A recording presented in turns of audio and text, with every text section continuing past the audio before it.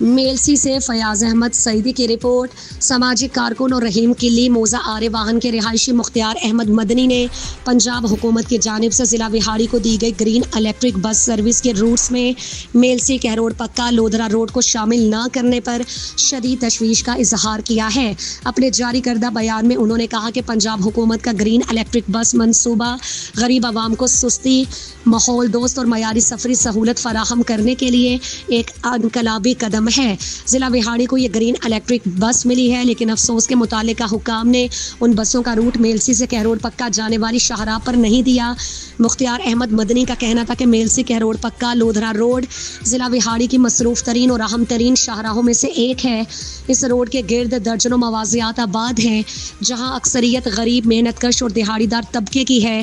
یہاں کے لوگ روزانہ تعلیم، علاج، روزگار اور خریداری کے لیے میلسی اور لودھرا کا سفر کرتے ہیں۔